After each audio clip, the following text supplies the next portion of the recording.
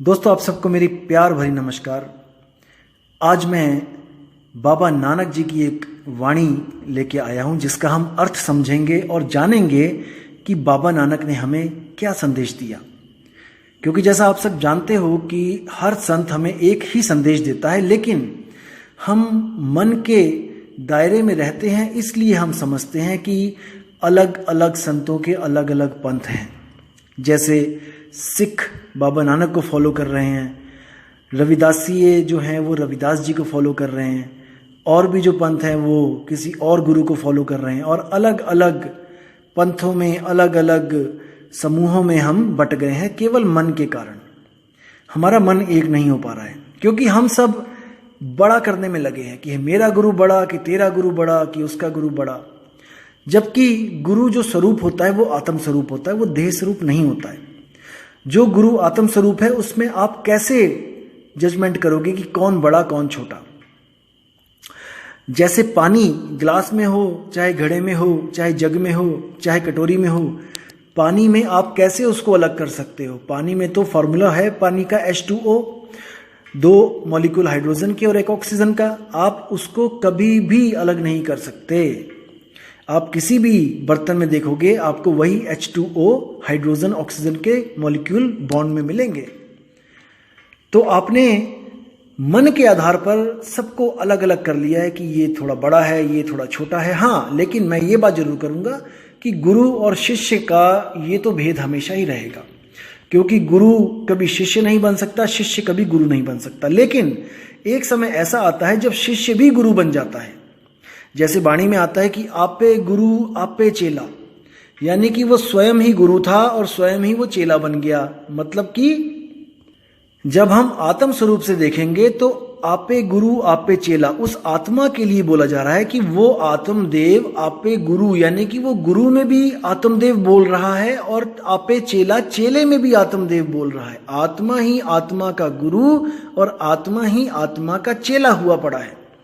तो इस वाणी को इसलिए बोला जाता है कि आप पे गुरु आप पे चेला। तो दोस्तों, आज हम गुरु ग्रंथ साहब के जो पृष्ठ नंबर 1153 पे जो वाणी है बाबा नानक जी की, उस पर हम आज विचार करेंगे कि बाबा नानक ने हमें क्या संदेश दिया, कहाँ पे परमात्मा ढूंढने का संदेश दिया। आपको बता दूं मैं कि आजकल कई स्वयंभू आत्मज्ञानी ये सिद्ध करने की कोशिश करते हैं कि कबीर जी, नानक जी और ये जितने भी संत हुए हैं इनको परम ज्ञान नहीं था। ये भी कहीं भटक रहे हैं, किसी सतलोक, कोई सचखंड, पता नहीं कौन कौन से लोक और कौन कौन से नाम इन्होंने बना लिए हैं आजकल। तो ये समझते हैं कि जो आत्मज्ञान इनके पास है वो किसी और के पास, किसी संत के पास है ही नहीं। तो देखिए बाबा नानक की जो वाणी है इसकी पहली लाइन क्या बोलती है, आत्म मही राम, राम मही आत्म, चीनस गुरु बिचारा। अब देखिए क्या बोल रही है वाणी कि आत्म ही राम, कि मेरी आत्मा में ही राम यानी परमात्मा बसा हुआ है, कि अगर कुछ पूजने योग्य है इस दुनिया में तो वो आत्मा ही है, क्योंकि आत्मा में ही मेरा राम बसा हुआ है। आत्म ही राम, राम ही आत्म, और मेरे राम में मेरी आत्मा बसी हुई है। बहुत गुप्त भेद है दोस्तों ये। जैसे आपने सुना होगा, बूंद समाना समुद्र में जानत है सब कोई, और समुद्र समाना बूंद में बूझे बिरला कोई। सेम वाणी यहां पर बाबा नानक के द्वारा बोली जा रही है। राम यानी समुद्र, आत्म यानी कि बूंद। आत्म मही राम, राम मही आत्म, चीनस गुरु बिचारा, कि मैंने अपनी आत्मा में ही राम को पा लिया है। और कैसे पाया, चीनस गुरु बिचारा, अपने गुरु के जो विचार हैं, अपने गुरु का जो ज्ञान है, अपने गुरु का जो विवेक है, उसके द्वारा मैंने अपनी आत्मा में जो राम बसता है उसको छीन लिया। कितना स्पष्ट है, कहां पर है यहां पे कि वो किसी लोक की बात कर रहे हैं। उन्होंने स्पष्ट बोला है कि आत्म मही राम, राम मही आत्म, बात ही खत्म कर दी है। तो सोच समझ के बोला करो। जो भी कोई इन संतों के खिलाफ बोलता है, प्लीज सोच समझ के, वाणियों पर विचार करके, विवेक लगा के तब अपने इस मुख से कुछ निकाला करो। अब आगे देखिए कितनी सुंदर पंक्ति लिखी है।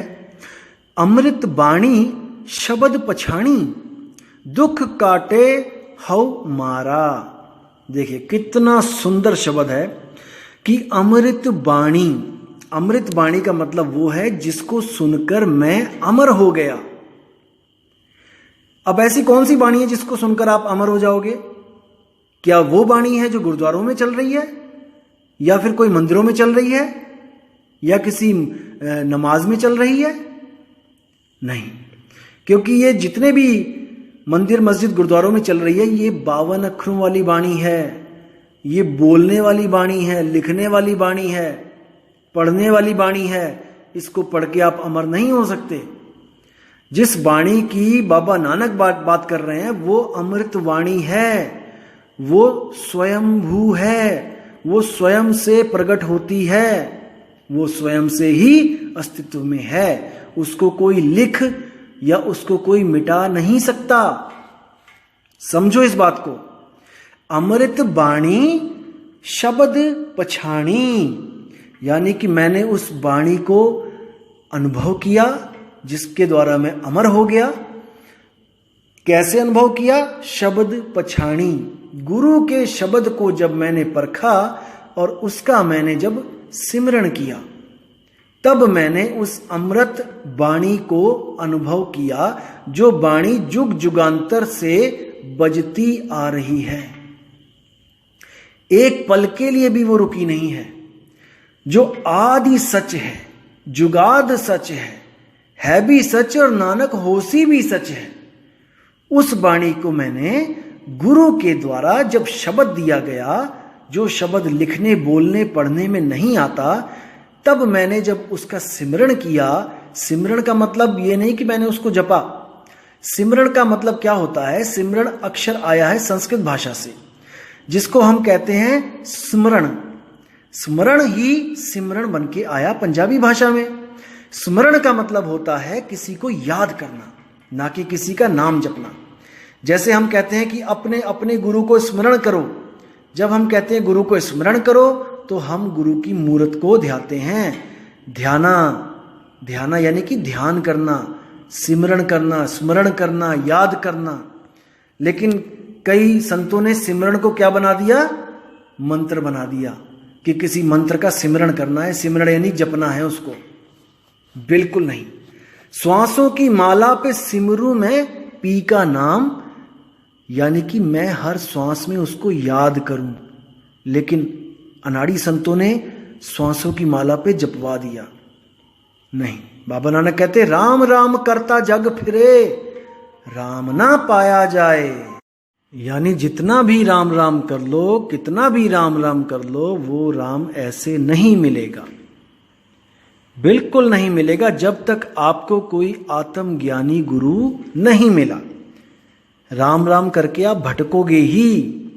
आज देख लो दुनिया भटक रही है, कौन कौन से तीर्थ स्थानों पे जाती है जयकारे लगाते हुए, लेकिन उनको ये नहीं पता कि जिसको तुम ढूंढना चाहते हो, जिसको तुम पाना चाहते हो, वो तुम्हारे पास ही है। वो कहीं पहाड़ों पे नहीं है पड़ा हुआ जो तुम वहां पे ढूंढने जाते हो। तो साहिब क्या बोल रहे हैं? जल में मीन प्यासी, मुह देखत आवे हासी, आत्म ज्ञान बिना नर भटके, कभी मथुरा कभी काशी। साहिब कह रहे हैं हंसी आती है जब समुद्र में मछली पानी को ही ढूंढने के लिए इधर से उधर भटकती है। 24 घंटे पानी में रहती है, लेकिन फिर भी एक घूंट पानी नहीं पी सकती, क्योंकि जितनी बार भी वो पानी पीने के लिए अपना मुंह खोलती है, तो उसके गलफड़े जो गिल्स होते हैं उसमें से पानी बाहर निकल आता है। जितनी बार भी वो मुंह खोलती है, पानी पेट में जाने की बजाय गलफड़ों में से बाहर आ जाता है। तो पूरा दिन यही प्रोसेस चलता रहता है, और उसको जब प्यास लगती है तो वो पानी की एक घूंट भी नहीं पी पाती है। फिर क्या होता है? फिर वो तरसती है, तड़पती है और पानी के लिए भटकने लग जाती है। अब भटक भी पानी में ही रही है और ढूंढ भी पानी ही रही है और रहती भी पानी में ही है। कितनी दुविधा है। तो भटकते भटकते भटकते जब उसकी ऐसी हालत हो जाती है कि वो बेहोश होने वाली हो जाती है, जैसे आपने देखा होगा कि तालाब में जो मछलियां मरी होती हैं वो पानी के ऊपर एक ही जगह एक ही लेवल पे ऐसे पड़ी होती हैं उल्टी बिल्कुल। तो बेहोश हो चाहे मरे, मछली हमेशा उल्टी हो जाती है। तो जब बेहोशी वाली हालत उसकी होने वाली होती है, बेहोश जस्ट होने ही वाली होती है, तो वो मछली उल्टी हो जाती है। और जैसे ही वो मछली उल्टी होती है तब उसके मुंह में जो पानी आता है वो सीधे उसके पेट में जाता है। उसके पेट में जैसे ही जाता है वो फिर चेतन हो जाती है, फिर उसको होश आता है और वो फिर ढूंढने लग जाती है कि ये पानी आखिर कहाँ से मुझे प्राप्ति हुई पानी की। कहने का मतलब एक जुगती के द्वारा उसको पानी प्राप्त होता है। वो जुगती क्या है? उलटने के कारण। इसी तरह कबीर साहब ने मछली को सूरत कह के बताया यहां पर कि जो सूरत है वो उलट नहीं रही है। किसी गुरु के द्वारा, भेदी गुरु के द्वारा सूरत को उलटने का भेद प्राप्त हो जाए तो ये सूरत वापस उसी शब्द में उलट जाएगी जहां से ये जुदा हुई थी। इसलिए साहिब बाणी में बोलते हैं, उलट समानी आप में प्रगटी ज्योति अनंत, और साहिब सेवक एक संग खेलें सदा वसंत। मतलब कि अगर आपने ऐसा गुरु धारण कर लिया जो आपकी सूरत को उलट दे तो समझ लो कि आप इस दुनिया से हमेशा के लिए मुक्त हो गए। जैसे आप अपने घर को छोड़कर किसी मेले की तरफ जाते हो तो आपका मुंह मेले की तरफ होता है और पीठ घर की तरफ होती है। अब आपको मेला इतना अच्छा लगा, इतना सुंदर लगा कि आप अपने घर की तरफ मुंह नहीं कर रहे हो। अब आपको एक ऐसा गुरु चाहिए जो आपके मुंह को आपके घर की तरफ मोड़ दे और आपको कहे कि भाई तू सीधा चला जा। और जब आप सीधे वहां से जाओगे अपने घर की तरफ मुंह करके तो आपको वहां पर आगे घर मिलेगा और आप हमेशा के लिए उस मेले से आपको छुटकारा मिल जाएगा। मेला क्या है? ये दुनिया। और घर क्या है? वो शब्द। और हम कौन है? वो सूरत। सूरत शब्द से निकली और इस संसार में फंस गई। अब इस संसार से निकले और उस शब्द में वापस जाए तभी बात बनेगी। तो साहिब कहते हैं, सूरत फंसी संसार में तासे परिग्यो दूर, और सूरत बांध स्थिर करो आठों पहर हुजूर। उस शब्द में हमने स्थिर करना है, वो शब्द हमें वापस अपने पास खींच लेगा। याद रखना दोस्तों, ये जब शब्द है सार शब्द, ये खींचता है, इसके पास खींचने की शक्ति है। बाबा नानक ने भी एक जगह बोला, तोरी न टूटे छोरी न छूटे, ऐसी माधो खींच तनी, मऊ लालन स्यों प्रीत बनी। और साहिब ने भी बोला, लोह चुंबक की प्रीत ज्यों लोह को लेती उठाए, ऐसा शब्द कबीर का और काल से लेत छुड़ाए। तो साहिब का जो शब्द है वो खींचता है, और जब वो खींचता है तो आपको कोई भी रोक नहीं सकता। आगे नानक साहब कहते हैं, नानक हऊ में रोग बुरे, जह देखा तह एका वेदन, आपे खसमे शब्द तुरे। मतलब कि मैं जहां पर भी देखता हूं हर जगह ईगो, अहंकार ही अहंकार दिखता है। कोई गुरु इस वक्त सत्य और असत्य को परखना भी नहीं चाहता। क्यों? क्योंकि हजारों की भीड़ उनके पीछे लगी है। अगर आज वो परख कर अपने रास्ते को सही करेंगे तो उनको लोक लाज आती है कि लोग कहेंगे कि गुरुजी आज तक आपको सत्य और असत्य का ही पता नहीं था। इतने चेले बना लिए, अभी तक आपने परख ही नहीं करी थी कि रास्ता सही है कि गलत है। तो इसलिए वो लोग इस लोक लाज के मारे खुद तो 84 में जाएंगे और आप लोग को भी 84 में लेके चले जाएंगे। इसलिए नानक जी कह रहे हैं कि हर जगह जहां देखता हूं वहां पे हौमे का रोग लगा है, अहंकार का रोग लगा है। जहां देखा तहां एका बेदन, जहां भी देख रहा हूं मैं एक ही दर्द है, सबको एक ही बीमारी लगी हुई है। आपे बख्शे शब्द तुर है, यानी वो परमपिता परमात्मा स्वयं आकर बख्शता है अपना शब्द, जिसको शब्द तुरै बोला है। यानी कि वो शब्द जो धुर से ही है, जो शुरू से ही है, जो कभी खत्म नहीं होता। बस वही शब्द को ढूंढना हमारी जिंदगी का मकसद है। अगर हमें इंसान जन्म मिला है केवल इसलिए कि उस शब्द को प्राप्त करना है। वरना ये मकान, दुकान, ये घर, ये बार, ये संपत्ति, सारी उम्र इकट्ठी कर लेना, एक क्षण में आपको इससे अलग कर दिया जाएगा, जैसे दूध में से मक्खी निकाली जाती है। इतना कुछ आपके पास आपने जोड़ा है, एक पल में वो सब पराया हो जाएगा। क्योंकि आपको जिस काम के लिए जन्म मिला था, आपने उसके अलावा सब काम कर डाले हैं, केवल वही शब्द ढूंढना बाकी रह गया है। तो दोस्तों, इससे पहले कि ये प्राण पखेरु हमारे शरीर का साथ छोड़ें, उससे पहले अपनी सूरत को सही ठिकाना ढूंढने में पूरी जान लगा दो, पूरी कोशिश करो, पूरा विवेक लगा दो कि ऐसी जगह मिल जाए जहां पे हमारी सुरती टिक जाए, जहां से वापस बिलगे नहीं, ऐसी स्थिति हो जाए। तब समझ जाना दोस्तों कि आपको मुक्त होने से कोई रोक नहीं सकता। आपको जीते जी मुक्ति मिल जाएगी। मर के मुक्ति की बातें ये सब झूठी हैं। आपको जीते जी अनुभव होगा कि आपकी सुरती सच में मुक्त हो चुकी है। अब केवल आपको शरीर त्यागने का इंतजार है। मुक्ति आपके पास है, अब केवल इंतजार है शरीर त्यागने का।